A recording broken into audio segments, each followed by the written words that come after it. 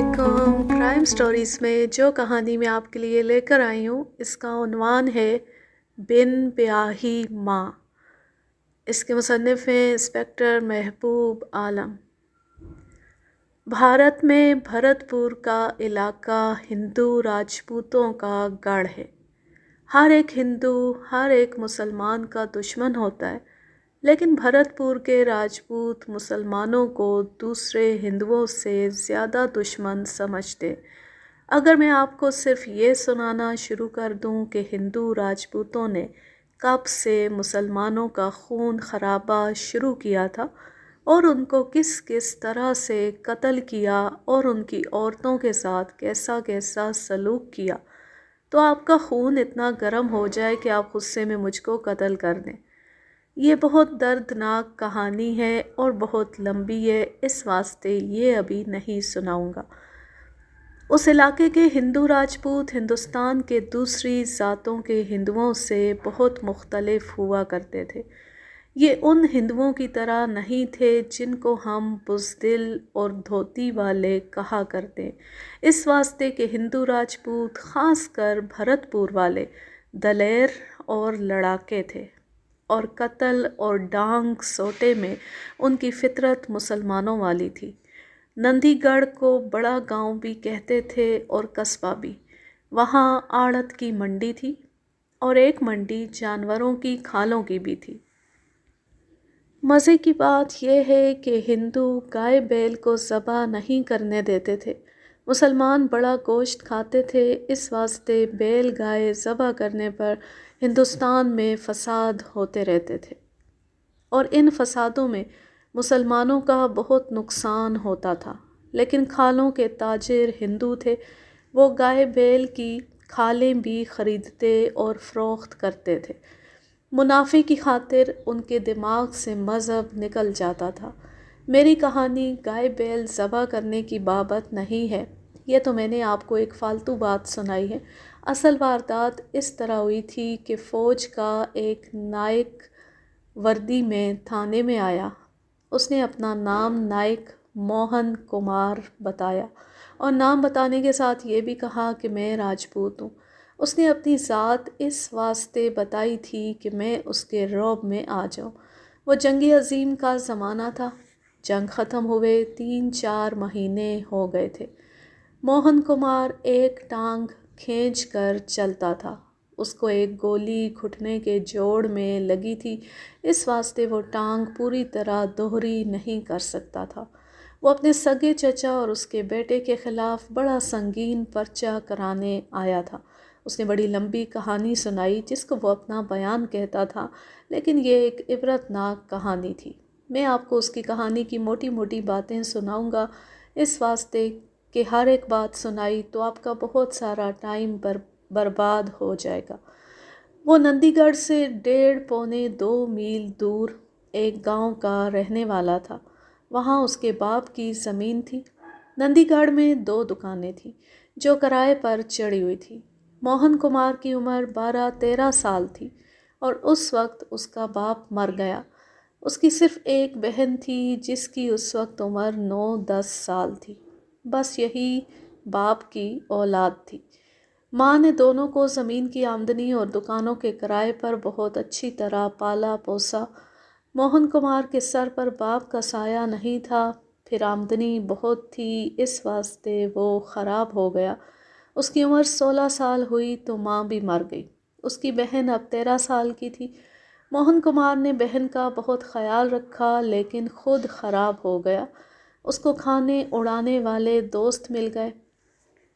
नंदीगढ़ के भी 2-3 दोस्त मिल गए।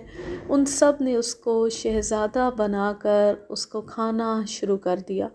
ये सब राजपूतों के लड़के थे।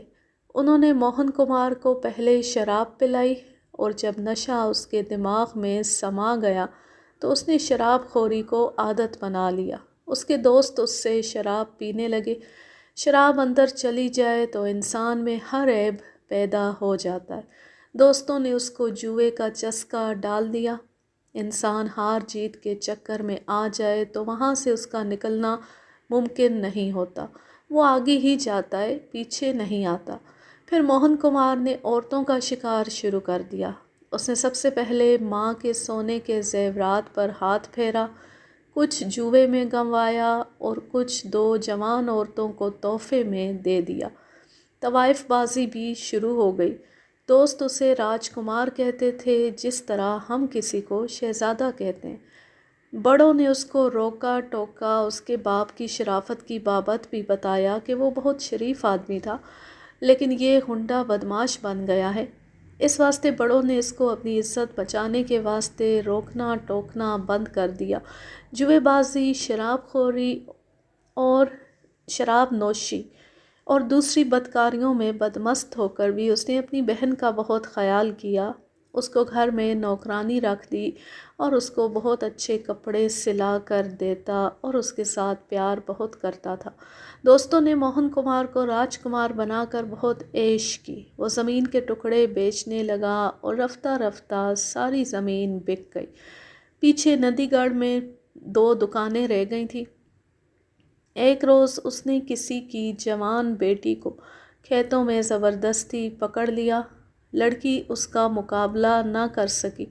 موہن کمار جیت گیا، لیکن لڑکی روتی چیختی اپنے گھر گئی۔ اس کے گھر کے آدمی موہن کمار کو قتل کرنے کے واسطے نکل آئے۔ وہ ابھی گھر نہیں پہنچا تھا، اس کو ایک دوست نے کہیں سے ڈھونڈ کر بتایا کہ وہ گھر نہ جائے ورنہ لڑکی والے اس کو جان سے مار ڈالیں گے۔ اس کو اپنی جان سے زیادہ اپنی بہن کا غم تھا۔ اس کو ڈر تھا کہ وہ لوگ اس کی بہن سے بدلہ لیں گے جو بہت برا ہوگا۔ اس نے غور کیا کہ اس کی مالی حالت کیسی ہے۔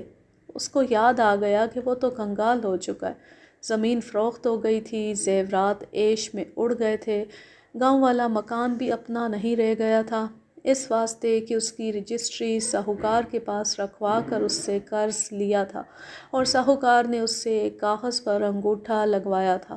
پیچھے 2 دکانیں رہ گئی تھیں۔ اس میں اتنی عقل رہ گئی تھی کہ اس نے دکانیں بہن کے واسطے رکھ لی تھیں۔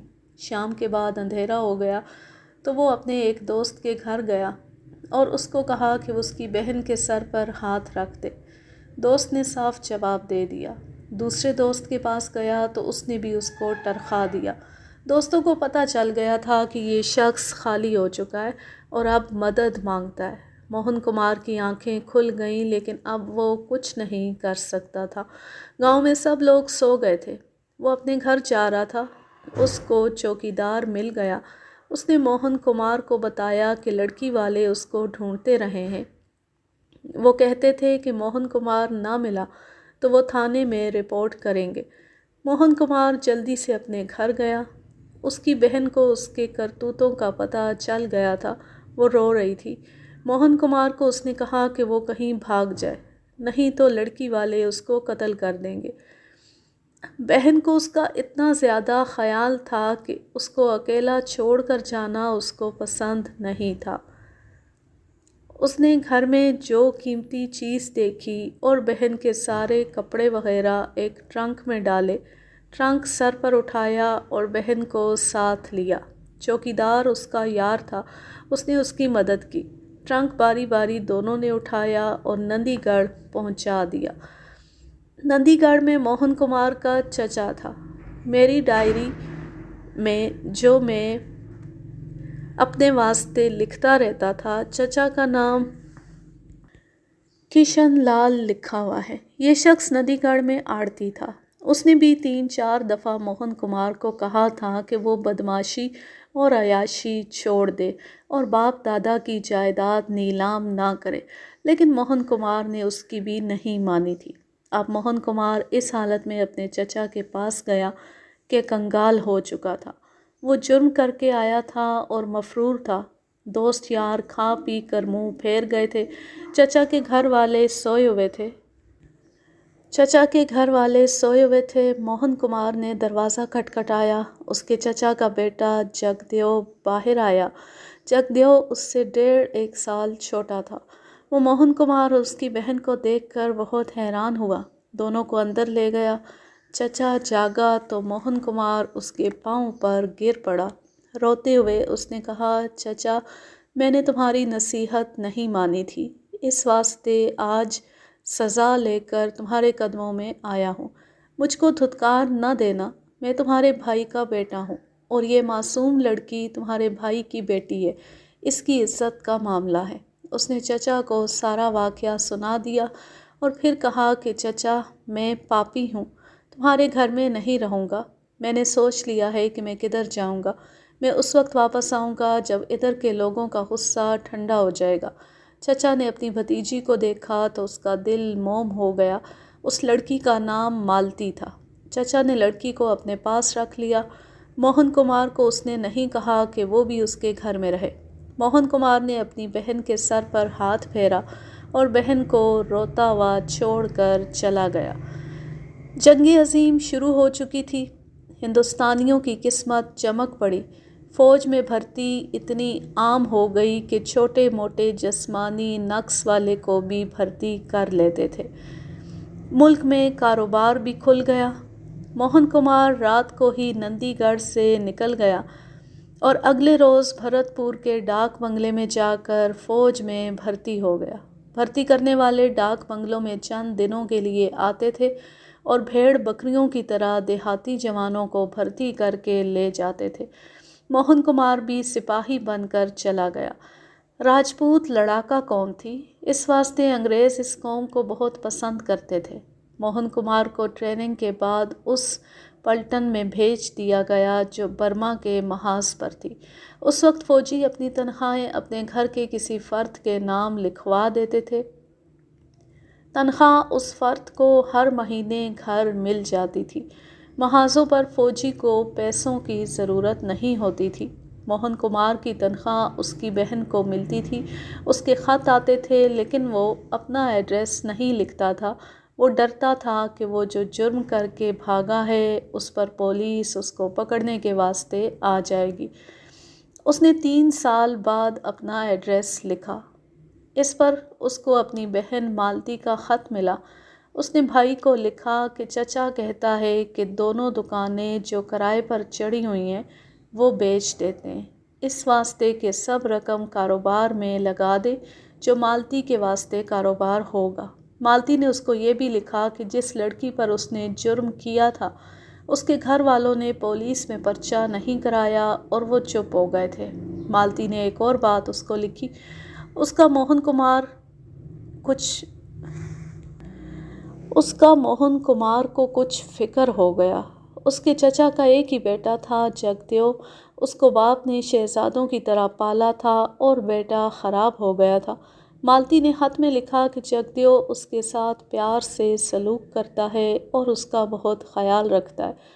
موہن کمار کو یہ بات پسند نہ آئی، اس واسطے کہ اس نوجوان جگدیو کی بابت اس کو معلوم تھا کہ ٹھیک چال چلن کا نہیں ہے۔ اس نے 15-16 سال کی عمر میں ہی جوان لڑکیوں کے پیچھے پھرنا اور ان کو کھلانا پلانا شروع کر دیا تھا۔ موہن کمار مالتی کو ایسی بات لکھنے سے ڈرتا تھا کہ جگدیو سے بچ کر رہے، اس واسطے کہ وہ لکھنا پڑھنا نہیں جانتی تھی، خط کسی سے پڑھواتی تھی۔ پھر اس کو چچا کا خط ملا جس میں اس نے لکھا کہ وہ اس کی دکانیں بیچ کر مالتی کے نام کا کاروبار کرنا چاہتا ہے، اس واسطے موہن کمار اس کو مختار نامہ لکھ کر بھیج دے کہ وہ موہن کمار کے نام پر دکانیں بیچ سکتا ہے۔ موہن کمار نے مختار نامہ زیر دستخط کمپنی کمانڈر بھیج دیا۔ جنگ میں فوجی مکھیوں کی طرح مرتے تھے، اس واسطے ترقی جلدی ملتی تھی۔ موہن کمار کو بھی ترقی مل گئی۔ وہ جنگ کے آخری دنوں میں نائک ہو گیا۔ برما فرنٹ سے جاپان کی فوج بھاگ رہی تھی، اس واسطے یہ فرنٹ خطرناک نہیں رہ گیا تھا۔ ایک رات موہن کمار رات کی پیٹرول پارٹی لے کر آگے گیا تو اس پر فائرنگ ہوئی۔ ایک گولی موہن کمار کے گھٹنے میں لگی، اس کو اٹھا کر پیچھے لے آئے۔ زخم بہت بڑا تھا، اس کو پیچھے کلکتہ کے ہسپتال میں بھیج دیا گیا۔ اس نے اپنے چچا کو اس ہسپتال کا پتہ لکھ دیا۔ اس کا زخم تو ٹھیک ہو گیا لیکن ٹانگ میں کھچاؤ پیدا ہو گیا، اس واسطے وہ فوج میں نوکری کے قابل نہ رہا۔ ایسے فوجیوں کی بابت فیصلہ کرنے کے واسطے میڈیکل بورڈ بیٹھا کرتا ہے۔ موہن کمار کا بھی بورڈ ہوا اور اس کو فوج کے لیے ان فٹ قرار دے دیا گیا۔ انگریز زخمی فوجی پر بہت مہربانی کرتے تھے، بہت روپیہ پیسہ دیتے تھے۔ سروس زیادہ ہوتی تو میڈیکل پینشن دیتے تھے جو عام پینشن سے زیادہ ہوتی تھی۔ موہن کمار نے مجھ کو بتایا کہ وہ محسوس کر رہا تھا کہ مالتی کا خط بڑے عرصے سے نہیں آیا۔ ہسپتال میں وہ 4 مہینوں سے تھا۔ آخر اسے مالتی کا خط مل گیا۔ اس خط سے موہن کمار کا خون سخت گرم ہو گیا، اس واسطے کہ اس کی بہن نے اس کو باتیں ہی ایسی لکھی تھی۔ ایک یہ تھی کہ اس کے چچا نے اس کی دونوں دکانیں بیچ دی تھیں اور 4-5 مہینوں بعد مالتی کو خبر سنائی تھی کہ اس نے دکانوں کی قیمت سے جو کاروبار شروع کیا تھا اس میں بہت نقصان ہو گیا اور ساری رقم ڈوب گئی ہے۔ دوسری خبر چچا کے بیٹے جگدیو کی بابت تھی۔ وہ مالتی پر بری نظر رکھتا تھا۔ اس نے مالتی کو اپنی نیت صاف بتا دی۔ مالتی نے اس کو کہا کہ وہ اس کی چچا زاد بہن ہے، لیکن جگدیو بہت برا آدمی تھا، اس نے کوئی شرم نہیں کی۔ مالتی نے لکھا کہ اس نے جگدیو کی ماں کو بتایا تو ماں نے اپنے بیٹے سے پوچھنے کی بجائے مالتی کو برا بھلا کہنا شروع کر دیا کہ وہ اس کے بیٹے کو بدنام کرتی ہے۔ جگدیو نے مالتی کو دھمکی دی کہ وہ اسے اپنے گھر سے نکال دے گا۔ چچا کو پتہ چلا تو اس نے بھی مالتی کو ہی ڈانٹ ڈپٹ دیا۔ 1 مہینے بعد موہن کمار فوج سے فارغ ہو کر نندی گڑھ پہنچ گیا۔ اس کو سب سے پہلی خبر یہ سنائی گئی کہ 15-20 دن گزرے مالتی اس کے چچا کے ایک مسلمان نوکر کے ساتھ گھر سے بھاگ گئی ہے۔ موہن کمار نے چچا سے پوچھا کہ اس نے نوکر کا پیچھا کیا ہے، اگر نہیں کیا تو پولیس کو رپورٹ دی ہے۔ چچا نے نوکر کا پیچھا نہیں کیا تھا اور اس نے رپورٹ بھی نہیں دی تھی۔ کیوں تھانے جا کر رپورٹ درج نہیں کرائی؟ تمہاری بہن اس کے ساتھ خود گئی ہے۔ اگر وہ اغوا ہوئی ہوتی تو میں سارا تھانہ اس آدمی کے پیچھے لگا دیتا، لیکن تمہاری بہن آوارہ ہو گئی تھی۔ اس کا چال چلن بہت خراب ہو گیا تھا۔ اس نے میرے بیٹے جگدیو کو بھی پھانسنے کی کوشش کی تھی، لیکن وہ اس کے ہاتھ نہ آیا۔ اس واسطے تمہاری بہن نے اس کو بدنام کرنا شروع کر دیا کہ وہ اس کو چھیڑتا ہے۔ تمہاری بہن کو یہ بھی شرم نہ آئی کہ جگدیو اس کا بھائی ہے۔ میرا نوکر حیدر خان تھا، مجھ کو اس پر اتنا اعتبار تھا کہ وہ میرے گھر بھی آتا تھا۔ خوبصورت اور دلیر جوان ہے، اس واسطے مجھ کو کسی کا ڈر خطرہ نہیں ہوتا تھا۔ مجھ کو لوگوں نے بتایا کہ مالتی حیدر خان کے ساتھ ملتی ہے اور دونوں کو اکٹھے باہر بھی کہیں دیکھا گیا ہے۔ میں نے حیدر خان سے پوچھا تو اس نے ہاتھ جوڑ کر کہا کہ مالتی اس کا پیچھا نہیں چھوڑتی اور کہتی ہے کہ مجھ سے الگ ہوگے تو میں چچا کو کہوں گی کہ تم مجھے چھیڑتے ہو اور بری باتیں کہتے ہو۔ میں نے مالتی کو ڈانٹا دبکارا اور حیدر خان کو بھی گالی گلوچ کی۔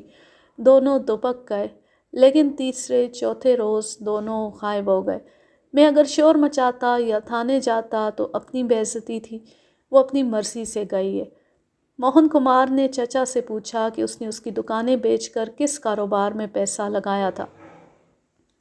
چچا نے اسے بتایا کہ کاروبار کیا شروع کیا تھا اور نقصان کس طرح ہوا ہے۔ موہن کمار نے ساری بات سن کر کہا کہ چچا، کاروبار تو آپ نے کیا تھا، مالتی نے نہیں کیا، اس واسطے یہ نقصان آپ کا ہے، میرا نہیں، مجھ کو رقم دے۔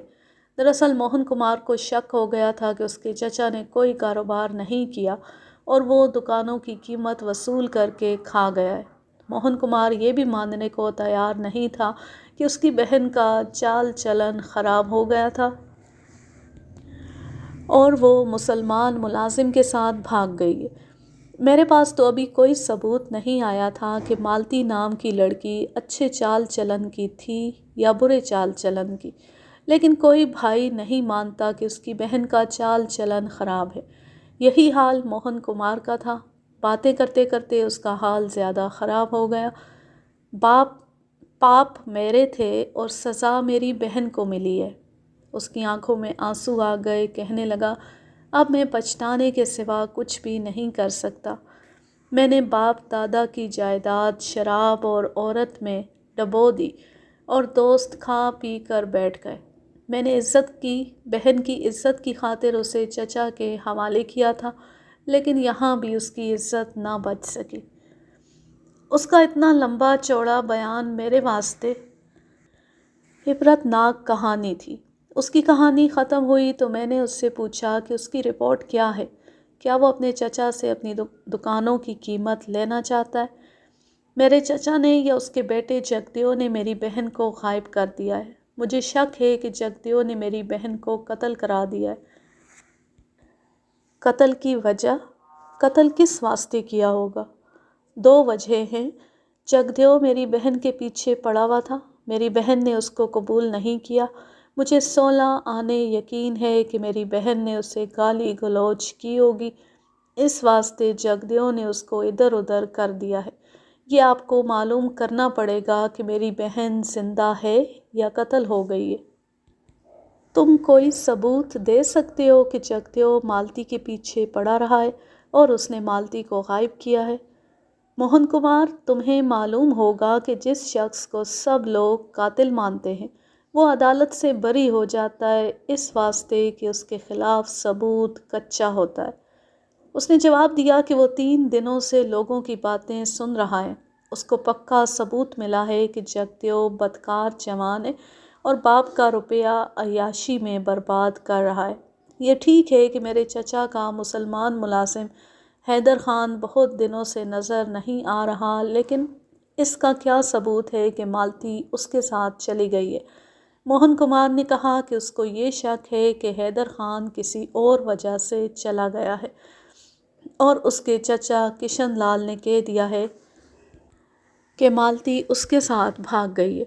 میری دوسری رپورٹ یہ ہے کہ چچا نے مجھے کاروبار اور منافع کا دھوکہ دے کر میری دکانیں بیچ ڈالی ہیں اور ساری رقم ہضم کر لی ہے۔ میں معلوم کر چکا ہوں کہ اس نے کوئی اور کاروبار نہیں کیا تھا۔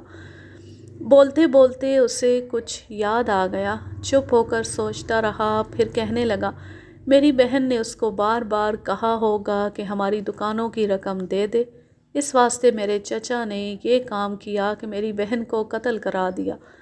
تم یہ کہنا چاہتے ہو کہ تمہاری بہن کو تمہارے چچا نے غائب کرایا ہے یا اس کے بیٹے جگدیو نے؟ لیکن موہن کمار، اغوا اور قتل اور دھوکہ دہی معمولی جرم نہیں ہوتے کہ تم نے شک کیا اور تھانے دار ان کو گرفتار کر لے گا۔ میں تم کو بتاتا ہوں کہ ان دونوں کے خلاف پرچہ کرانے کے لیے گواہ لے آؤ، میں بھی شہادت اور ثبوت معلوم کرنے کی کوشش کروں گا۔ آپ پولیس انسپکٹر ہیں، لیکن آپ کو شاید یہ معلوم نہیں کہ میرے مقابلے میں پولیس انسپکٹر کی کوئی پوزیشن نہیں، میں فوجی ہوں۔ اگر آپ میری رپورٹ پر کارروائی نہیں کریں گے تو میں اپنی رجمنٹ کو رپورٹ لکھوں گا، لیکن یہ آپ کے لیے ٹھیک نہیں ہوگا۔ وہ اس واسطے وردی پہن کر آیا تھا کہ میں اس کے رعب کے نیچے آ جاؤں۔ اس نے مجھ پر ٹھیک رعب ڈالا تھا۔ جنگ عظیم میں انگریزوں نے ہندوستانی فوجیوں کا درجہ بہت اونچا کر دیا تھا۔ تھانے داروں اور تحصیلداروں کو حکم ملا تھا کہ وہ اپنے اپنے علاقے کے فوجیوں کا بہت خیال رکھیں اور ان کو کوئی تکلیف ہو تو تکلیف رفع کریں۔ موہن کمار نے مجھ پر اپنی وردی کا رعب ڈالا تو مجھے غصہ آ گیا، اس واسطے میں نے اس کو تھوڑی سی باتیں اس کی فوجی پوزیشن کی بابت کہیں اور یہ بھی کہا کہ جوان میں مان لیتا ہوں کہ تمہاری پوزیشن مجھ سے اونچی ہے، لیکن جس طرح تم فوج میں کوئی غلط کام نہیں کر سکتے، اسی طرح میں بھی کسی کے خلاف کسی کے صرف کہنے پر کارروائی نہیں کر سکتا۔ میں پھر کہتا ہوں کہ تم بھی ثبوت اور شہادت لے آؤ اور میں بھی کوشش کروں گا۔ اگر مجرم کو مجرم ثابت کرنے کے واسطے شہادت کافی ہو گئی تو میں کشن لال اور جگدیو کو گرفتار کر لوں گا۔ یہی تو مجھ کو خطرہ ہے۔ میرا چچا کانگریس پارٹی کا لیڈر ہے اور اس کے پاس پیسہ ہے اور اس کا ہر جگہ رعب چلتا ہے، اس واسطے آپ اس کے خلاف معاملہ گول کر دیں گے۔ میں نے اس کو سمجھایا کہ میں قانون کے معاملے میں امیر غریب کو نہیں دیکھوں گا۔ اس نے مجھ کو اپنے چچا کی بابت جو بتایا تھا وہ سارا درست تھا۔ میں لالا کشن لال کو جانتا تھا، وہ کانگریس پارٹی کا لیڈر اور عہدے دار تھا اور رعب والا اور اثر و رسوخ والا آدمی تھا۔ میں نے اس کی بابت ایسا بالکل نہیں سوچا کہ اس کو بڑا آدمی سمجھ کر موہن کمار کی شکایت کی پرواہ نہیں کروں گا۔ میں نے یہ سوچا کہ موہن کمار اپنے چچا پر بڑے سنگین الزام لگا رہا ہے اور اس کے پاس کوئی ثبوت نہیں ہے اس کو اپنے چچا پر صرف یہ غصہ تھا کہ اس نے اس کی دکانیں بیچ کر سارا پیسہ ہضم کر لیا تھا۔ میں نے موہن کمار کو کہا کہ وہ اگلے روز یا جس روز بھی اس کو پکا ثبوت مل جائے میرے پاس آ جائے اور پھر دیکھے کہ میں کیا کرتا ہوں۔ وہ چلا تو گیا لیکن وہ غصے میں تھا۔ میں نے اس سے پوچھا کہ وہ رہتا کہاں ہے۔ اس نے بتایا کہ وہ چچا کے گھر نہیں رہتا، مندر کے ساتھ آشرم سا بنا ہوا ہے، وہ عارضی طور پر وہاں رہتا تھا۔ مندر کے پنڈت نے اسے رہنے کی اجازت دے دی تھی۔ میں نے کشن لال کو تھانے بلایا، وہ جلدی آ گیا۔ میں نے سوچا تھا کہ آخر بڑے درجے کا آدمی ہے، اس کی عزت بچ جائے گی بشرط یہ کہ مجھے صحیح بات بتا دے کہ کیا کیا ہے۔ لالا جی، آپ سب کچھ سمجھنے والے ہیں، میں نے یہ کام قانون کے خلاف کیا ہے کہ آپ کو ادھر بلا لیا۔ میں نے آپ کی عزت کے واسطے یہ غلط کام کیا ہے۔ اب یہ آپ کا کام ہے کہ اپنی عزت کو بچائیں یا اپنی عزت کا کوئی خیال نہ کریں۔ وہ گھبرانے لگا۔ اس نے کہا کہ میں اسے صاف بات بتاؤں کہ اصل معاملہ کیا ہے۔ میں آپ کی بھتیجی مالتی کو دیکھنا چاہتا ہوں۔ اگر آپ یہ لڑکی اس کے بھائی موہن کمار کے حوالے کر دیں تو میں کوئی کارروائی نہیں کروں گا۔ اور دوسری بات یہ ہے کہ آپ نے موہن کمار کی دکانیں بیچی تھیں، اس کی رقم کا حساب کتاب اسے بتا دیں۔ میں آپ کی بات سمجھ گیا ہوں، وہ میرے خلاف رپورٹ کر گیا ہے، لیکن میں نے ابھی کاغذی کارروائی نہیں کی۔ آپ عزت اور حیثیت والے آدمی ہیں، اس واسطے پولیس کے چالان کیس سے بچیں، اس چکر میں نہ پڑیں۔ اگر آپ مجھ کو اجازت دیں تو میں آپ کو پوری رام کہانی سنا دوں۔ میں رام کہانی سننے کے لیے تیار ہوں، لیکن یہ سوچ لیں کہ آپ منہ سے جو بات نکالیں گے اس کا آپ کو ثبوت دینا پڑے گا۔ میں نے موہن کمار پر اعتبار نہیں کیا، میں آپ کی زبانی رام کہانی پر بھی اعتبار نہیں کروں گا۔ آپ میری بات سن لیں، موہن کمار میرے بھائی کا بیٹا ہے۔ میرا بھائی اچھے پائے کا زمیندار تھا اور شریف آدمی تھا۔ وہ مر گیا تو موہن کمار عیاش ہو گیا۔ آپ اس کے گاؤں سے اس کی رپورٹ لے سکتے ہیں۔ اس کی ماں اس غم سے مر گئی کہ ایک ہی بیٹا تھا، وہ بھی آوارہ اور بدمعاش ہو گیا۔ موہن کمار نے تمام زمین بیچ کھائی اور باپ کی اتنی بڑی حویلی گروی رکھ کر گنوا دی۔ شراب یہ پیتا تھا، رنڈی بازی یہ کرتا تھا، بدمعاشی یہ کرتا تھا۔ سارے غنڈے بدمعاش اس کے یار بنے ہوئے تھے۔ جوا اس کے اپنے گھر میں چلتا تھا۔ میں نے 100 بار کہا کہ اپنے باپ کا نام اور اس کی جائیداد برباد نہ کرو، لیکن اس نے مجھ کو غصے میں جواب دیا کہ تم کون ہوتے ہو مجھے روکنے والے؟ مجھ کو فکر تو اس کی بہن کا لگا ہوا تھا، جیسا بھائی نکلا ویسی بہن نکلتی۔ میں نے موہن کمار کو کہا کہ تمہاری بہن ابھی کم سن ہے، تم گھر میں بدمعاشوں کو اکٹھا کیے رکھتے ہو اور شراب پیتے ہو، تمہاری بہن بھی ایسا ہی کرے گی۔ موہن کمار نے پھر مجھ پر غصہ جھاڑا۔ مجھ کو کسی نے بتایا کہ مالتی جو موہن کمار کی بہن ہے وہ ٹھیک نہیں رہی، بھائی کی طرح بدمعاشی کی باتیں کرتی ہے اور اس نے اپنی اسی عمر میں یارانے لگانے شروع کر دیے ہیں۔ لالا جی مہاراج، آپ کو وہ آدمی تھانے میں یہ بیان دینے کے واسطے پیش کرنے پڑیں گے کہ مالتی بدمعاشی کرتی تھی، اور ان کو یہ بیان بھی دینا پڑے گا کہ اس کا فلاں فلاں آدمی کے ساتھ یارانہ تھا۔ سارا گاؤں کہتا ہے جی، صرف کہنے پر میں اعتبار نہیں کر سکتا۔ اگر کہنے پر ہم لوگ کارروائی کرنے لگیں تو موہن کمار بہت ساری باتیں کہہ گیا ہے۔ مجھ کو چاہیے کہ آپ کو اور آپ کے بیٹے کو ابھی اور اسی وقت گرفتار کر لوں۔ آپ تھانے میں باتیں کر رہے ہیں، یہ آڑتیوں کی منڈی نہیں ہے۔ یہاں صرف وہ بات کریں جس کو 2-3 گواہ سچی ثابت کر سکیں۔ میں ثابت کروں گا جناب۔ پھر ایک رات موہن کمار اپنی بہن کے ساتھ میرے گھر آ گیا۔ اس نے مجھ کو بتایا کہ وہ کیا کرتوت کر کے آیا ہے۔ اس نے جناب ایک عزت والے گھر کی لڑکی کو زبردستی خراب کیا، وہ لوگ اس کو قتل کرنے پر آ گئے۔ یہ اپنی بہن کو لے کر میرے گھر آ گیا اور اسے میرے گھر میں چھوڑ کر کہیں لاپتہ ہو گیا۔ مجھ کو کیا معلوم کہاں چلا گیا ہے۔ اس کی بہن اس کی تنخواہ اس کی بہن کے نام پر آنے لگی تو پتہ چلا کہ فوج میں بھرتی ہو گیا ہے۔ مجھ کو اس کا بہت افسوس ہوا کہ یہ لڑکا شریف انسانوں کی طرح رہتا تو سارے گاؤں پر اس کی حکومت ہوتی، لیکن یہ معمولی سا سپاہی بن کر جنگ پر چلا گیا۔ یہ جنگ ہماری تو نہیں تھی، یہ انگریزوں اور جاپانیوں کی جنگ تھی۔ ہم تو ہندوستان کو انگریزوں سے آزاد کرانا چاہتے ہیں۔ ہندوستان اور انگریزوں کو گولی مارو لالا جی، موہن کمار اور مالتی کی اور اپنے بیٹے کی بات کرو۔ مالتی نے میرے گھر میں بھی اپنے لچھن دکھانے شروع کر دیے۔ وہ کھلی پھرتی تھی، مندر میں کبھی نہیں گئی، لڑکی خوبصورت تھی، اس واسطے کئی جوان اس کو اشارے کرنے پر آ گئے۔ اشارے تو اصل میں یہ خود کرتی تھی۔ میرا ایک مسلمان نوکر تھا، وہ چھوٹا سا تھا تو میرے پاس آیا تھا، میرے پاس ہی جوان ہوا۔ مجھ کو اس پر بہت اعتبار تھا۔ میں نے آپ کو بتایا ہے کہ مالتی نے اس کے ساتھ یاری لگا لی اور اس کے ساتھ نکل گئی۔ آپ نے موہن کمار کی دکانیں بیچی تھیں، آپ نے رقم کس کاروبار میں لگائی تھی؟ اس نے مجھ کو سمجھایا کہ کاروبار کیا تھا اور یہ کس طرح ٹھپ ہو گیا۔ ساتھ ہی اس نے کہا میں تو دکانیں بیچنے کے حق میں نہیں تھا۔ موہن کمار نے خط لکھا تھا کہ دکانیں بیچ کر پیسہ کسی کاروبار میں لگا دو۔ میں نے اس کو خط میں سمجھا دیا تھا کہ کاروبار کا کوئی اعتبار نہیں۔ اس نے خط لکھا کہ آپ میری ذمہ داری پر پیسہ لگا دیں، اگر نقصان ہو گیا تو یہ میرا ہوگا۔ اس نے مختار نامہ بھی بھیجا تھا۔ آپ کے پاس اس کا وہ خط پڑا ہوا ہوگا جس میں اس نے لکھا تھا کہ نقصان کا ذمہ دار وہ خود ہوگا۔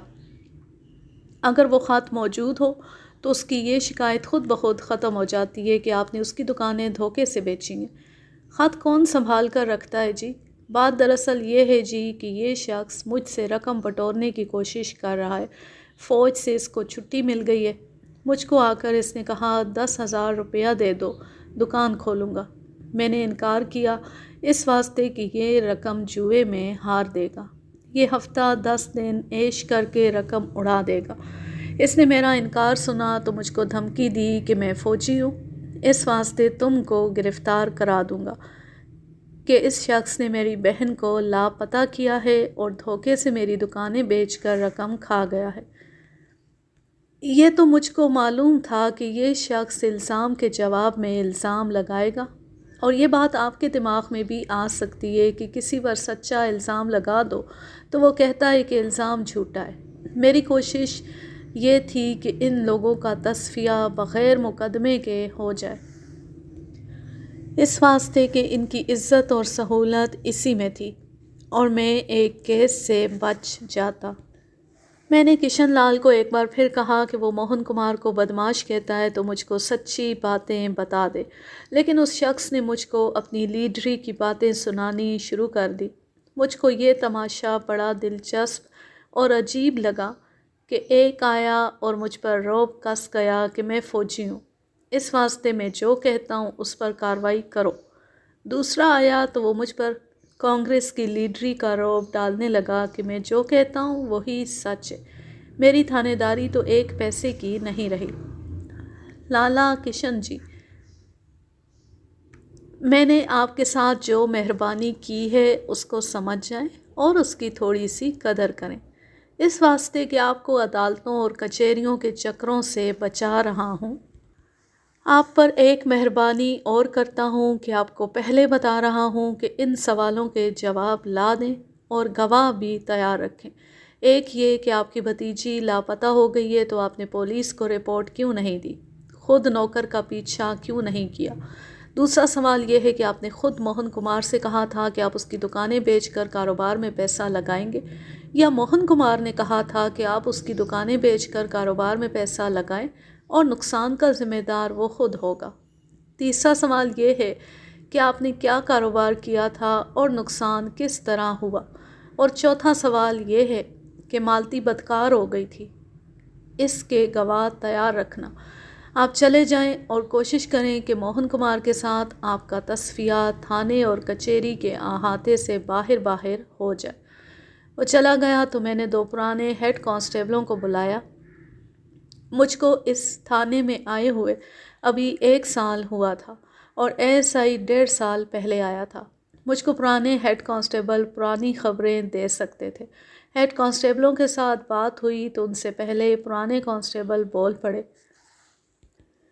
انہوں نے بتایا کہ کشن لال کا بیٹا جگدیو بدماش نوجوان ہے، باپ کی طرف سے کوئی روک ٹوک نہیں، آوارہ شہزادہ ہے اور جوان لڑکیوں کا شکاری ہے، پیسہ خرچ کرتا ہے اور باپ اس کو روپیہ پیسہ دیتا رہتا ہے۔ یہ بھی پتہ چلا کہ اس نے 2-3 پیشہ ور غنڈے اپنے ساتھ لگا رکھے۔ میں ان لوگوں کی باتیں سن رہا تھا، بہت سارا وقت گزر گیا تھا۔ پہلے موہن کمار نے اپنی رام کہانی سنانے میں 2 گھنٹے لے لیے تھے، پھر اس کا چچا آ گیا۔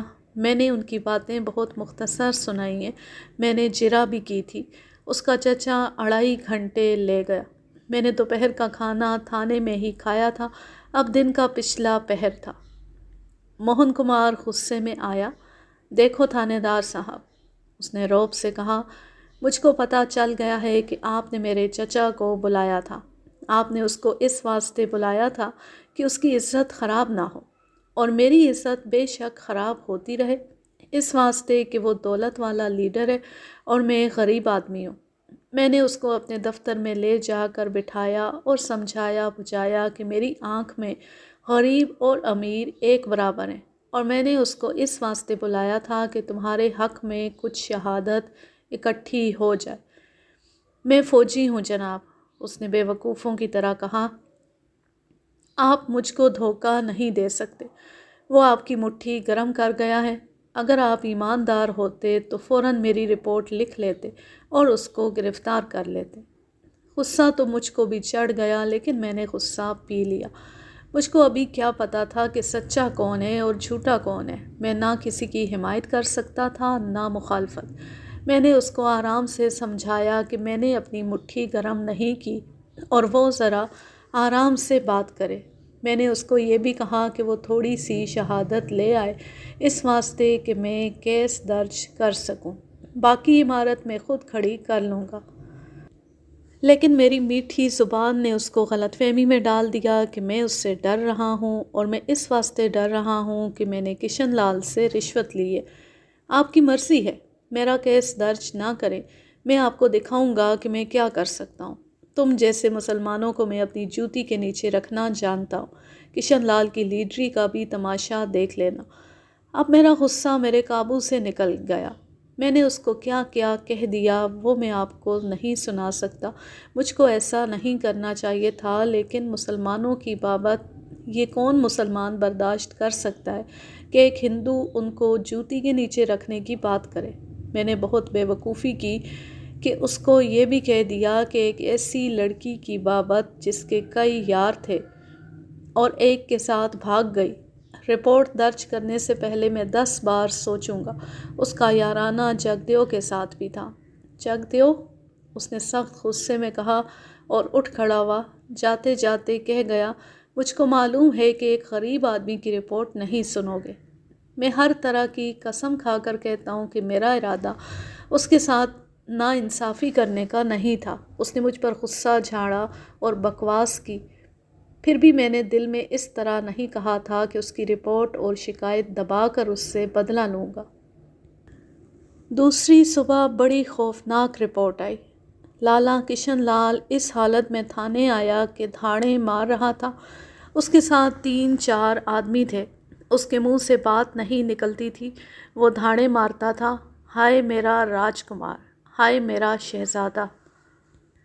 دوسرے آدمیوں نے بتایا کہ اس کے بیٹے جگدیو کی لاش کھیتوں میں پڑی ہے، اس ملیچ نے میرے بیٹے کو قتل کر دیا ہے۔ کشن لال نے روتے ہوئے کہا، کس ملیچ نے؟ موہن کمار نے، اور کون کر سکتا ہے؟ ہائے اوئے، میں مر گیا۔ بہن نے اس کو خراب کیا اور بھائی نے آ کر اس کو قتل کر دیا۔ موہن کمار کے سوا اور کوئی قاتل ہو ہی نہیں سکتا تھا۔ وہ مجھ کو دھمکی دے کر گیا تھا اور اس نے مجھ کو غصے سے کہا تھا کہ تم ایک غریب آدمی کی رپورٹ نہیں سنو گے۔ اس نے قانون اپنے ہاتھ میں لے لیا اور جگدیو سے اپنی بہن کی بے آبروئی کا بدلہ لیا تھا۔ جگدیو کا باپ بھی اسی کو قاتل کہہ رہا تھا۔ میں نے یہ سننے سے پہلے کہ جگدیو کہاں اور کس طرح قتل ہوا ہے، صرف یہ سن کر کہ وہ قتل ہو گیا ہے، اپنے ASI سے کہا کہ موہن کمار مندر میں رہتا ہے، اسے پکڑ لاؤ۔ مجھ کو خطرہ یہ دکھائی دے رہا تھا کہ وہ بھاگ کر کہیں دور نکل گیا ہوگا۔ نندی گڑھ میں اس کا کچھ بھی نہیں رہ گیا تھا۔ ASI کو روانہ کر کے میں نے کشن لال اور اس کے ساتھ آنے والے آدمیوں سے پوچھا کہ جگدیو کس طرح قتل ہوا ہے۔ مجھ کو بتایا گیا کہ جگدیو رات کا کھانا کھا کر گھر سے نکلا تھا۔ وہ بہت دیر تک واپس نہ آیا تو اس کے باپ نے اس کی تلاش شروع کر دی۔ اس کے جتنے دوست تھے ان سب کے گھر گیا، سب سوئے ہوئے ملے۔ جگدیو کا کوئی سراغ نہ ملا۔ آدھی رات گزر گئی تو فکر بڑھ گئی۔ کشن لال کو اس کی بیوی نے کہا کہ اس نے بیٹے کو بہت خراب کر دیا ہے، اب وہ ہاتھ سے نکل گیا ہے، اس کی شادی ہو جانی چاہیے۔ کشن لال نے اپنی بیوی کو کہا کہ وہ کل ہی اس کی شادی کا بندوبست کر دے گا۔ صبح سویرے ایک آدمی نے آ کر بتایا کہ کھیتوں میں جگدیو کی لاش پڑی ہے۔ کشن لال اور اس کی بیوی اور جس کسی نے بھی سنا وہ سب دوڑتے گئے۔ لاش ابھی تک کھیتوں میں پڑی تھی۔ میں موقع واردات پر گیا۔ لاش کا چہرہ دیکھ کر مجھ کو یاد آیا کہ میں نے یہ چہرہ پہلے دیکھا ہوا ہے۔ نندی گڑھ چھوٹی سی جگہ تھی، اس کی شکل و صورت قصبے جیسی ہو گئی تھی، لیکن آبادی تھوڑی تھی۔ آبادی کے ساتھ کھیت شروع ہو جاتے تھے، جنگل اور کھڈ بھی تھے۔ جگدیو 20 سال کے لگ بھگ عمر کا خوبصورت جوان تھا۔ لاش کی آنکھیں کھلی ہوئی تھیں اور منہ بھی کھلا ہوا تھا۔ لاش اکڑ گئی تھی۔ اس واسطے مجھ کو خیال آیا کہ اس کو مرے ہوئے بہت وقت گزر گیا ہے، شام کے بعد مرا ہوگا۔ لاش کے نیچے گز ایک لمبی ادوائن کی رسی پڑی ہوئی تھی۔ میں نے لاش کی گردن دیکھی۔ گردن پر رسی کے یا گلا گھونٹنے کے نشان صاف تھے۔ اس کو رسی سے پھانسی دی گئی تھی۔ تماشا دیکھنے والے لوگ اور جگدیو کے گھر والے مجھ سے پہلے لاش دیکھنے پہنچ گئے، اس واسطے وہاں قاتل کا کھرا تلاش کرنا ناممکن ہو گیا تھا۔ کھوجی میری کوئی مدد نہیں کر سکتا تھا۔ میں نے لاش کو الٹ پلٹ کر دیکھا، جسم پر اور کوئی ضرب، زخم یا مار پیٹ کا نشان نہیں تھا۔ میں نے وہاں جو کاغذات تیار کرنے تھے وہ کیے، گواہ بنائے اور لاش پوسٹ مارٹم کے لیے بھجوا دی۔ میں جب تھانے میں گیا تو یہ دیکھ کر حیران رہ گیا کہ موہن کمار وہاں موجود تھا۔ اس کو ASI نے ہتھ کڑی نہیں لگائی تھی اور اس کو یہ بھی نہیں بتایا تھا کہ اس کو تھانے کیوں لایا گیا ہے۔ دیکھ لیا آپ نے، ایک کو تو بھگوان نے پکڑ لیا ہے، سنا ہے اس کی لاش باہر کہیں پڑی ہے۔ میں مسکرایا اور اس کو اپنے دفتر میں لے گیا۔ اس کو اپنے سامنے بٹھا لیا۔ تم اس کی لاش دیکھنے کے واسطے نہیں گئے؟ اس نے نفرت سے کہا۔ میں سویرے سویرے اس کا مرا ہوا چہرہ نہیں دیکھنا چاہتا تھا۔ مجھے اس کے مرنے کا کوئی افسوس نہیں۔ مجھ کو بھی ایسے بدکار آدمی کے مرنے کی خوشی ہے۔ اور میں نے اس کے قریب ہو کر آہستہ سے کہا، لیکن مجھ کو تمہارا افسوس ہو رہا ہے۔ تم خود ہی بتا دو کہ میں تم کو کس طرح بچاؤں۔ مجھے؟ اس نے حیران ہو کر پوچھا، آپ کیا کہہ رہے ہیں؟ میری بات غور سے سنو موہن کمار۔ میں نے اس کو اس طرح کہا جس طرح ایک ہمدرد دوست بولا کرتا ہے۔ لوگ ٹھیک کہا کرتے ہیں کہ فوجی بے وقوف ہوتے ہیں۔ تم نے بے وقوفی کی ہے اور اس کی سزا بڑی ہی خوفناک ہے۔ میں نے کیا بے وقوفی کی ہے؟ تم اتنے چالاک نہیں ہو موہن کمار۔ تم ایک پولیس انسپکٹر کو چکمہ نہیں دے سکتے، اس واسطے کہ پولیس کو چکمہ دینے کے واسطے بہت زیادہ عقل کی ضرورت ہوتی ہے۔ وہ بولنے لگا تو میں نے اسے بولنے نہیں دیا اور کہا، میں نے تم کو کہا تھا کہ اپنے چچا اور اس کے بیٹے کے خلاف گواہیاں لے آؤ، کمی بیشی میں خود پوری کر لوں گا، مگر تم نے چچا کے بیٹے کو قتل کر دیا۔ وہ اچھل پڑا اور اس نے میرے ہاتھ پکڑ لیے۔ اس کے منہ سے بات نہیں نکل رہی تھی، صرف ہکلا رہا تھا۔ مت گھبراؤ موہن کمار، مجھ کو بتا دو کہ تم نے اس کو کس طرح قتل کیا ہے۔ اگر تم نے اپنی زبان سے نہ بتایا تو میں عدالت میں ثابت کر دوں گا، پھر تم پھانسی یا عمر قید سے نہیں بچ سکو گے۔ اگر مجھ کو بتا دو گے تو میں ثابت کر دوں گا کہ تم نے فوری اشتعال پر قتل کیا ہے۔ اس طرح تم کو 3-4 سال سزا ملے گی، ہو سکتا ہے کہ تم بری بھی ہو جاؤ۔ اس نے مجھے برا بھلا کہنا شروع کر دیا کہ میں نے اس کے چچا سے رشوت لی ہے اور اس پر قتل کا جھوٹا الزام لگا رہا ہوں۔ وہ غصے سے پاگل ہو رہا تھا۔ میں نے اس کو آرام سے سمجھانے اور ٹھنڈا کرنے کی بہت کوشش کی۔ اس کو نرمی سے کہا کہ وہ اقبال جرم کر لے، لیکن وہ اتنا پکا نکلا کہ اقبال جرم کے نام پر اور زیادہ بکواس کرنے لگتا تھا۔ میں نے اس کو حوالات میں بند کر دیا۔ اب مجھے خود اس کے خلاف شہادت اکٹھی کرنی تھی۔ وہ مندر میں رہتا تھا۔ میں نے مندر کے پنڈت کو بلایا اور اس سے پوچھا کہ گزشتہ رات موہن کمار کس وقت باہر نکلا اور کس وقت واپس آیا تھا۔ پنڈت نے کہا کہ اس کو معلوم نہیں، اور 2 آدمی جو اس کے ساتھ رہتے ہیں وہ بتا سکتے ہیں۔ میں نے ان دونوں کو بلا لیا۔ انہوں نے موہن کمار کی بابت بتایا کہ وہ زیادہ وقت عبادت میں گزارتا ہے اور اکثر روتا رہتا ہے۔ کہتا ہے کہ بھگوان اس کے گناہوں کی سزا اس کی بہن کو دے رہا ہے۔ وہ شام کو باہر جایا کرتا ہے۔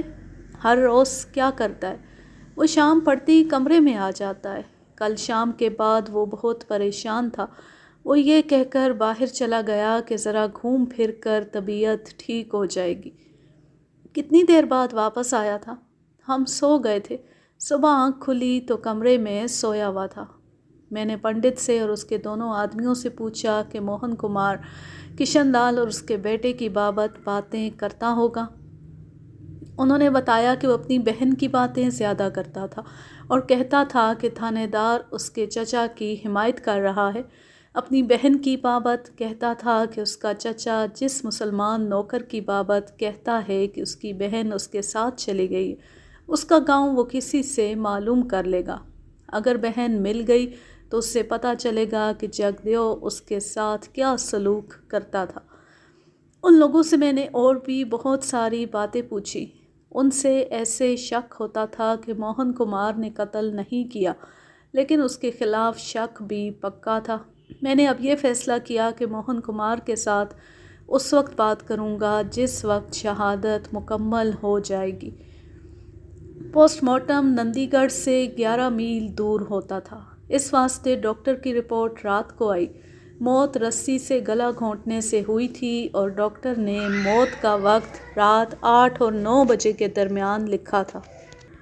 پنڈت اور اس کے آدمیوں نے یہی وقت بتایا تھا جب موہن کمار کمرے سے غیر حاضر تھا۔ رات کو حوالات کے سنتری نے بتایا کہ موہن کمار مجھ کو بلاتا ہے۔ میں نے اس کو حوالات میں سے نہ نکالا، خود ہی ادھر چلا گیا۔ وہ دروازے کی سلاخیں پکڑ کر اندر کھڑا تھا اور رو رہا تھا۔ آپ مسلمان ہیں۔ مسلمان کہا کرتے ہیں کہ آپ کا مذہب سچا ہے، لیکن آپ ثابت کر رہے ہیں کہ آپ کے مذہب میں کوئی سچائی نہیں۔ اتنا کہہ کر وہ رو پڑا۔ میں خاموش کھڑا رہا۔ اس نے کہا، آپ روپے پیسے کے پیچھے اپنا ایمان خراب کر رہے ہیں۔ میں آپ کو بتاتا ہوں کہ جس طرح میرے بھگوان نے مجھ کو میرے گناہوں کی سزا دی ہے، اسی طرح خدا آپ کو اسی دنیا میں سزا دے گا۔ اس نے دروازے کو جھنجھوڑتے ہوئے اور دانت پیستے ہوئے کہا، میں نے اس حرام کی اولاد کو قتل نہیں کیا۔ یہ پاپ اپنے اوپر نہ لو۔ روپیہ آنی جانی چیز ہے۔ روپیہ چند دنوں میں ختم ہو جائے گا، لیکن بے گناہ کی بد دعائیں ساری عمر ختم نہیں ہوں گی۔ صرف یہ بتا دو کہ رات کو تم کہاں گئے تھے۔ جو بھی جگہ بتاؤ گے میں وہاں جا کر پوچھوں گا۔ شام کے بعد میں آبادی سے دور نکل گیا تھا۔ دل بہت اداس تھا، نیند نہیں آ رہی تھی۔ میں دور جا کر بیٹھ گیا اور روتا رہا۔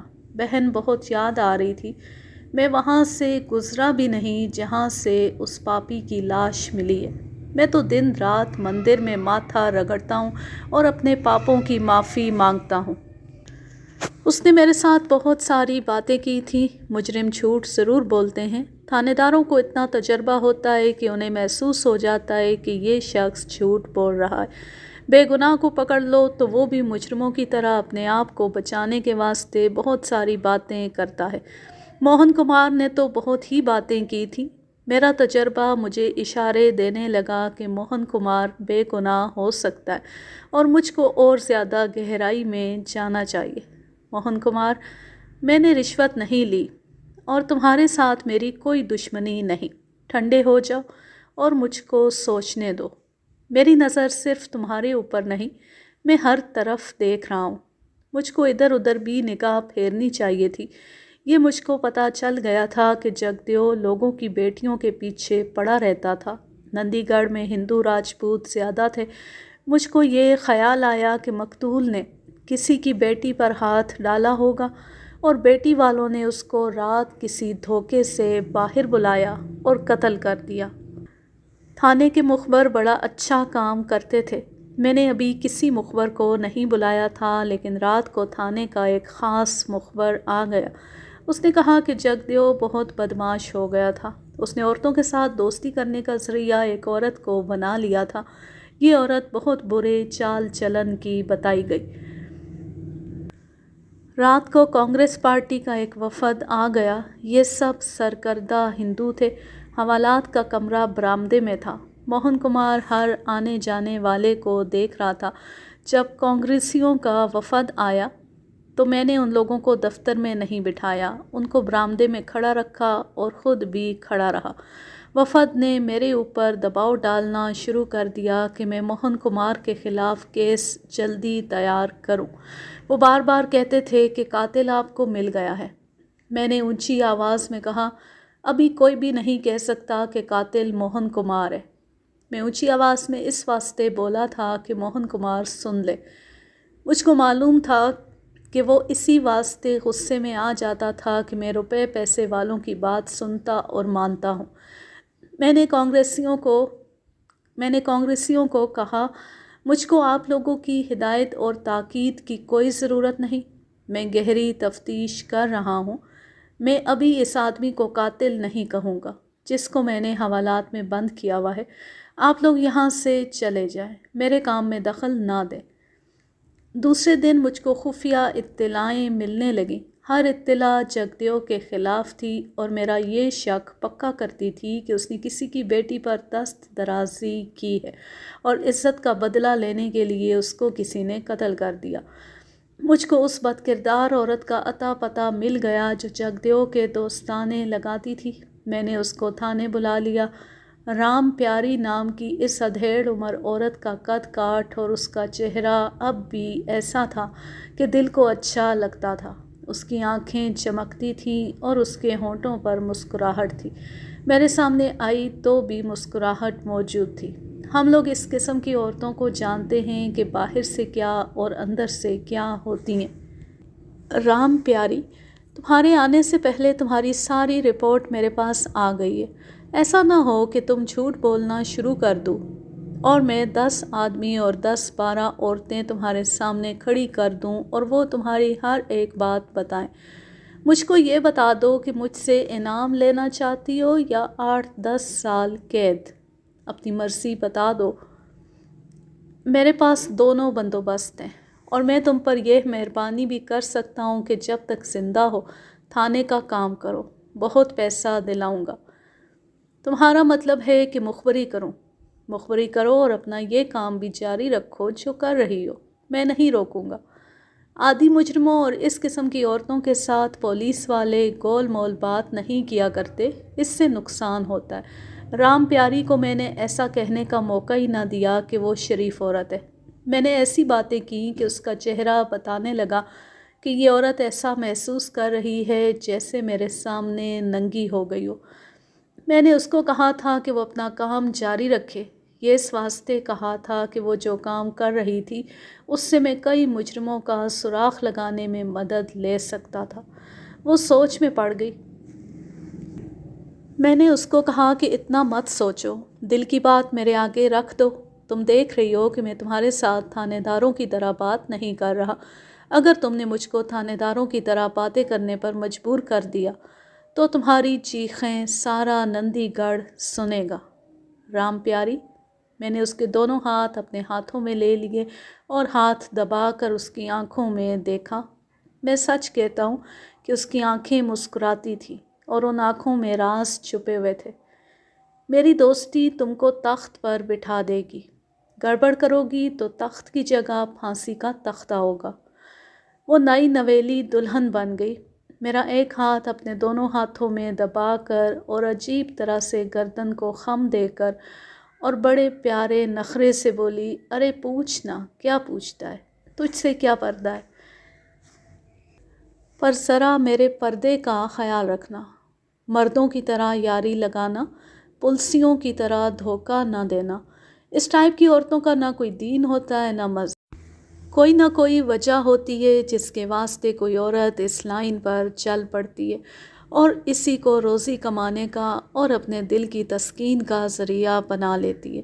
ایسی عورت ضرورت کے واسطے ہر کسی کے ساتھ محبت اور پیار کرتی ہے، لیکن وفادار کسی کی بھی نہیں ہوتی۔ مسلمانوں میں وجہیں کچھ اور ہوتی ہیں اور ہندوؤں میں اور۔ رام پیاری کی تاریخ یہ تھی کہ معمولی سے ایک کسان کی بیٹی تھی، قد کاٹ اور شکل و صورت اور رنگت بہت اچھی تھی، کنواری تھی تو راجپوت زمینداروں کے بیٹے جال پھینکتے تھے، اور جب شادی ہوئی تو باپ نے نقد رقم لے کر ایسے آدمی کے ساتھ شادی کر دی جس کی عمر رام پیاری سے 2.5 گنا زیادہ تھی۔ وہ بڑھاپے کی عمر میں تھا۔ رام پیاری کے اندر ایسی آگ لگی کہ اس نے اپنے خاوند کو دھوکہ دینا شروع کر دیا۔ ابھی 4 سال ہی گزرے تھے کہ رام پیاری بیوہ ہو گئی۔ ہندوؤں میں یہ پابندی ہے کہ بیوہ دوسری شادی نہیں کر سکتی۔ رام پیاری کی عمر ابھی 22-23 سال تھی۔ اس کی تاریخ سنانے والوں نے مجھ کو بتایا کہ وہ روتی نہیں، اس کی آنکھوں میں کسی نے آنسو نہیں دیکھا۔ ہندو لڑکی بیوہ ہو جائے تو سہیلیاں اس سے دور بھاگتی ہیں، گھر والے اسے منحوس سمجھتے ہیں۔ جب یہ واردات ہوئی تھی اس وقت تو ہندو بہت ہی سخت تھے۔ رام پیاری کو یار دوست مل گئے تھے، یہ خفیہ دوستیاں تھیں۔ پنڈت نے اور رام پیاری کے باپ نے اس کو کہا کہ وہ مندر کے آشرم میں چلی جائے اور باقی عمر وہیں گزارے۔ ہندو اب بھی بیوہ عورتوں کو ہردوار یا بنارس بھیج دیتے ہیں۔ مجھ کو رام پیاری کی ایک اور بات سنائی گئی تھی جو پرانی تھی۔ اب وہ میرے پاس بیٹھی تھی، میں نے اس سے پوچھا کہ یہ بات سچ ہے؟ اس نے کہا کہ بالکل سچ ہے۔ بات یہ تھی کہ اپنے باپ اور پنڈت کے کہنے پر وہ مندر کی داسی بن گئی تھی۔ اس کو الگ کمرہ دیا گیا تھا، لیکن 1 مہینے سے زیادہ وہاں نہ رہی، اس واسطے کہ پنڈت جی مہاراج نے اس کو اپنی خفیہ بیوی سمجھ لیا تھا۔ رام پیاری نے اس کو کہا کہ میری قسمت میں پاپ ہی پاپ رہ گئے ہیں، تو مندر میں قید ہو کر کیوں پاپ کروں؟ کیوں نہ کھلی ہوا میں اڑوں اور سب کے منہ پر ہاتھ پھیروں؟ پھر ایک اور واقعہ ہو گیا، وہ مندر کی قید سے آزاد ہو گئی تو پنڈت اور اس کے بالکوں نے اس کو بدنام کرنا شروع کر دیا۔ رام پیاری کو اپنے مذہب کے خلاف اتنی نفرت ہو گئی کہ اس نے کوئی ڈر اور ادب لحاظ کیے بغیر سب کو بتانا شروع کر دیا کہ سب سے بڑا پاپی تو ہمارا پنڈت ہے۔ میں نے آپ کو بتایا ہے کہ راجپوت عام ہندوؤں سے ذرا مختلف ہوا کرتے تھے۔ رام پیاری نے ایک بڑے زمیندار کے ہاں پناہ لے لی۔ ظاہری طور پر وہ اس گھر میں نوکری کرتی تھی، لیکن خفیہ طور پر وہ اس زمیندار کی داشتہ تھی۔ اس زمیندار کا اتنا رعب تھا کہ اس نے رام پیاری کے خلاف سب کا منہ بند کر دیا۔ رام پیاری کی عمر اب 25 سال سے اوپر ہو گئی تھی اور اس کو تجربہ بھی بہت حاصل ہو گیا تھا۔ وہ جس زمیندار کی پناہ میں تھی اور جو اس کو عیش کراتا تھا، اس کی بھی وہ وفادار نہیں تھی، لیکن وہ اتنی بد نہ رہی جتنی پہلے تھی۔ اب اس نے مردوں کو انگلیوں پر نچانا شروع کر دیا۔ 3 سال بعد اس کا رکھوالا زمیندار مر گیا۔ رام پیاری کو اب کسی کے سہارے اور پناہ کی ضرورت نہیں تھی، اس واسطے کہ کئی آدمیوں کی گردنیں اس کے ہاتھ میں آ گئی تھی۔ ان کے بڑے خطرناک راز اس کے پاس تھے۔ کچھ عورتوں کے اندر کے حالات بھی وہ جانتی تھی، بلکہ وہ اکیلی جانتی تھی۔ اب اس کو کسی کا ڈر خطرہ نہیں تھا۔ اس کے آگے وہی سر اٹھا سکتا تھا جس کا من صاف تھا۔ یہ تھی رام پیاری۔ آپ کو ایسی رام پیاریاں اپنے محلے اور اپنے گاؤں میں ضرور ملیں گی۔ ان کو ہم لوگ خود یعنی اپنی غلط کاریوں سے رام پیاری بناتے ہیں، پھر کہتے ہیں کہ یہ عورت بدمعاش ہے۔ اب رام پیاری میرے ہاتھ میں تھی۔ میں نے اس کو صاف کہہ دیا کہ اپنا کام جاری رکھو اور پولیس کا کام بھی کرو۔ اس کے پاس ایک ہی تحفہ تھا، یہ اس نے مجھ کو اس طرح پیش کیا کہ کہنے لگی کہ کچھ اور ضرورت ہو تو مجھ کو ضرور بتانا، اشارہ کر دینا، حاضر کرنا میرا کام ہے۔ میں نے اس کو کہا کچھ اور تو بعد کی بات ہے، پہلے میرا یہ مسئلہ حل کرو۔ اس نے بات بالکل صاف کر دی، کہنے لگی کہ یہ جو لڑکا مارا گیا ہے جگدیو راج، اس کے میں نے بہت کام کیے ہیں اور اس نے ہر بار میری جھولی بھری ہے۔ رام پیاری نے اپنی ایک انگلی آگے کر کے مجھ کو سونے کی انگوٹھی دکھائی اور کہنے لگی کہ یہ مجھ کو اسی نے دی تھی۔ اس نے مجھ کو ریشمی جوڑے بھی دیے، نقد رقم بھی بہت دی ہے۔ میں اب اس شک پر سوچ رہا تھا کہ جگدیو کو موہن کمار نے نہیں کسی اور نے قتل کیا ہے، اور اس کی وجہ یہی ہو سکتی ہے کہ اس نے کسی کی۔ یہ میرا خیال تھا، ایک قیاس تھا، ابھی تو کئی اور قیاس اور خیال آنے تھے۔ میں نے رام پیاری سے پوچھا کہ جگدیو کا تعلق کسی ایسی لڑکی سے رہا ہے جس کے گھر والوں کو پتہ چل گیا ہو؟ تم سمجھتے ہو کہ اس لڑکی کے باپ یا بھائیوں نے جگدیو کو قتل کیا ہوگا؟ میرا خیال ایسا نہیں، اس واسطے کہ ہر دوستی میرے ہاتھ سے لگتی تھی، میرا انتظام اتنا کچا نہیں تھا۔ وہ جو مالتی اس گھر میں آ کر رہی تھی، اس کی بابت تم کو کیا پتہ ہے؟ سب پتہ ہے۔ وہ اس کے ہاتھ نہیں آئی۔ وہ خود کہتا تھا کہ رام پیاری، تم اڑتے پنچھی پکڑ لیتی ہو، مجھ سے اپنے پنجرے کا پنچھی نہیں پکڑا جاتا۔ میں نے اس کو کہا کہ جس لڑکی نے تم کو ایک بار دھتکار دیا ہے وہ تمہارے ہاتھ نہیں آئے گی۔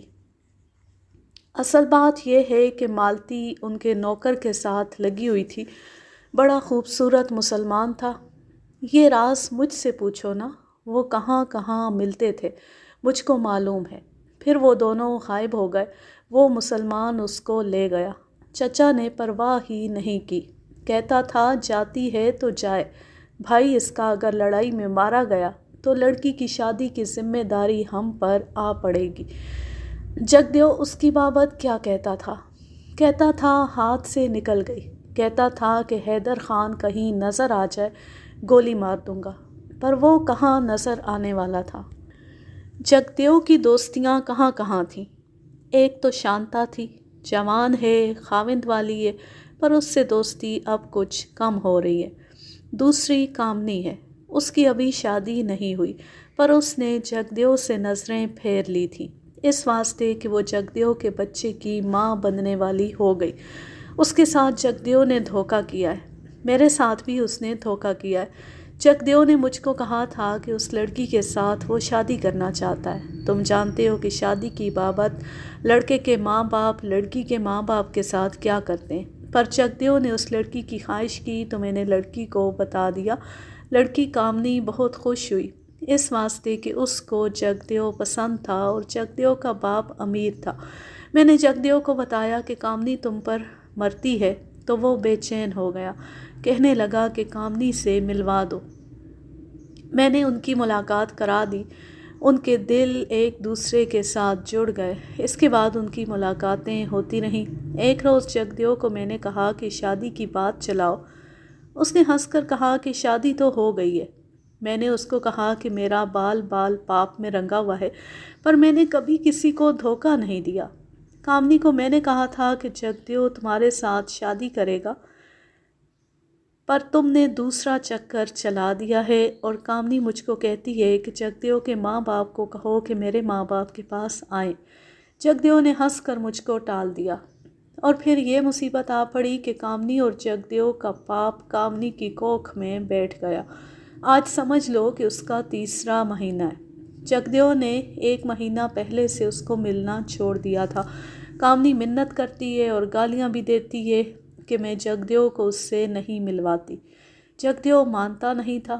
مجھ کو کامنی کا بہت خیال آتا تھا۔ وہ بڑی دلیر اور شرارتی لڑکی ہے، پر جس میں دلیری ہوتی ہے وہ پاپ کرنے پر آ جائے تو وہ بھی دلیری سے کرتا ہے۔ ایسا ہی کامنی نے کیا۔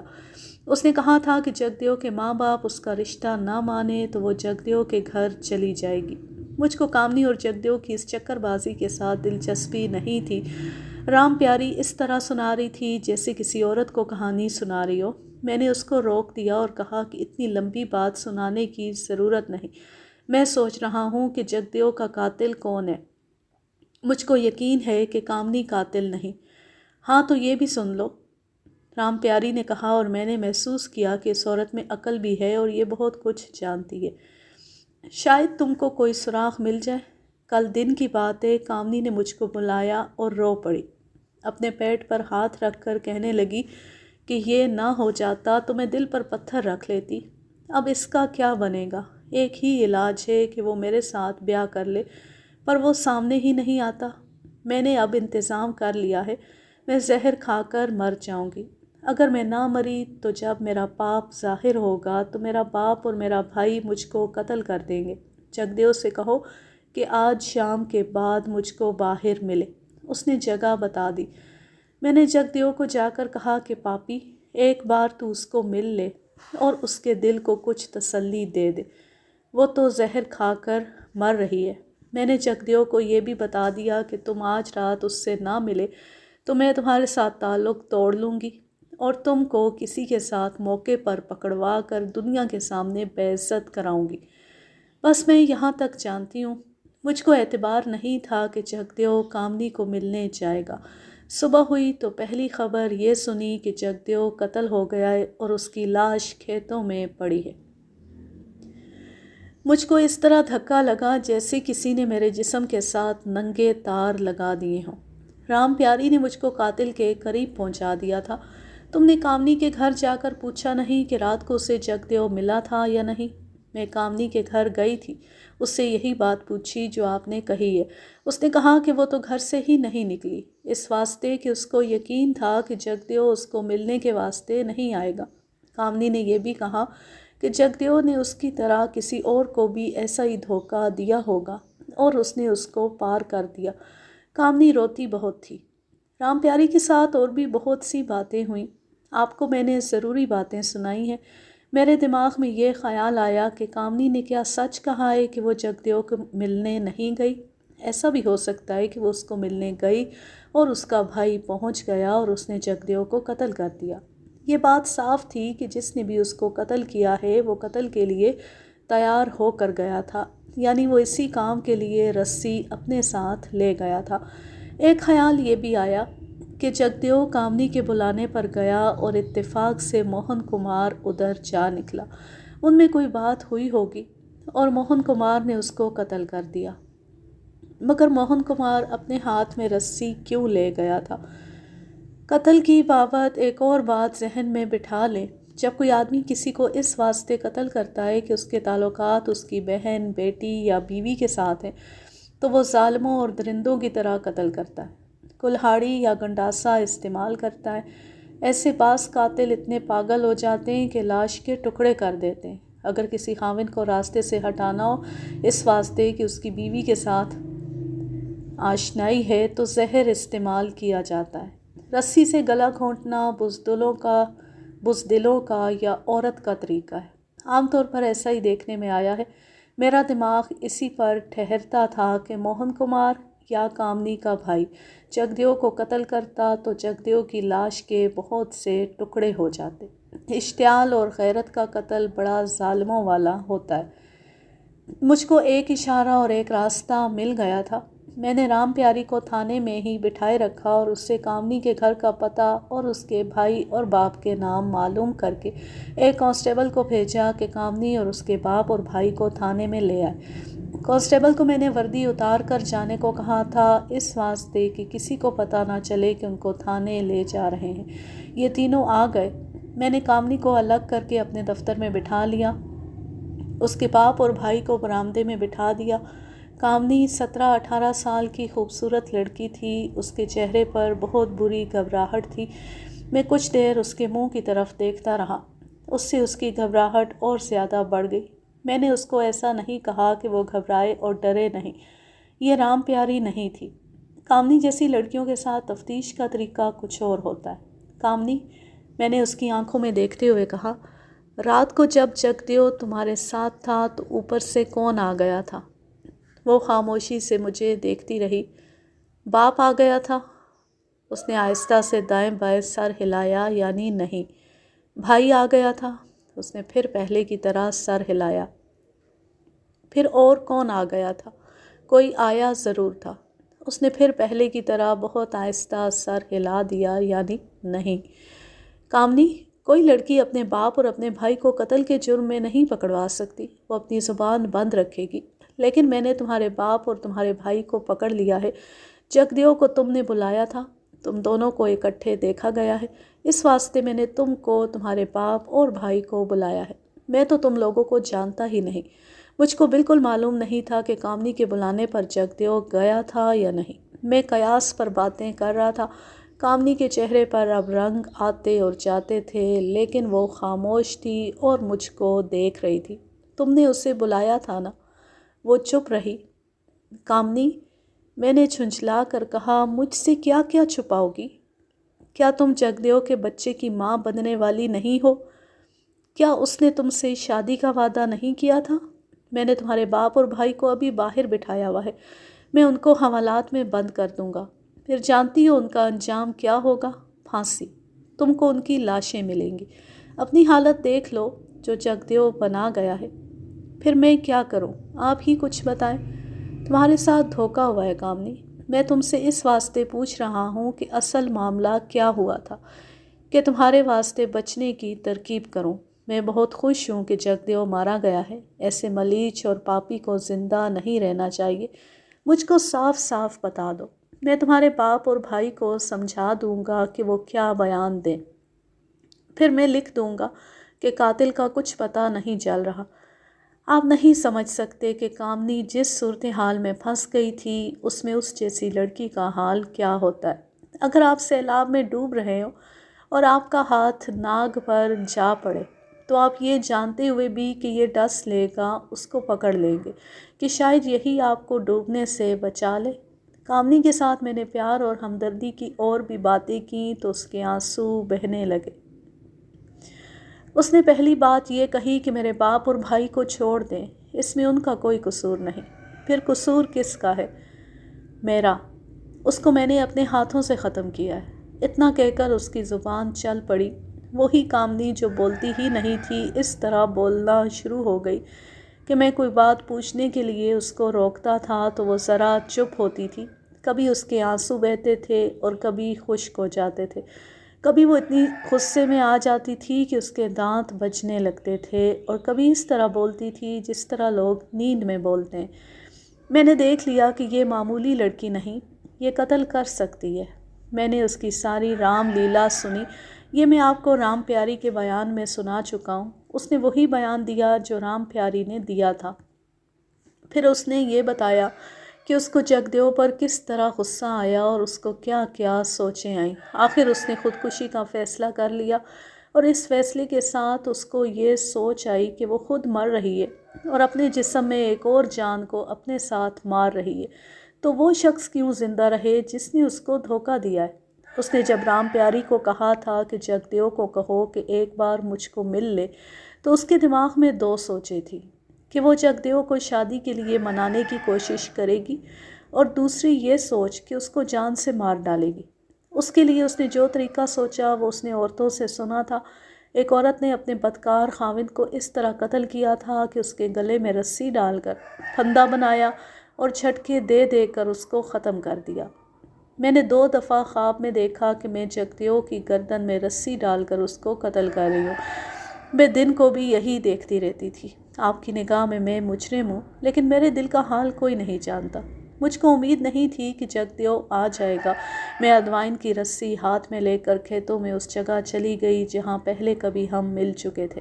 اسے موت لے آئی۔ میری بات سننے سے پہلے ہی اس نے مجھ کو کہا کہ تم نے مجھ کو کس واسطے بلایا؟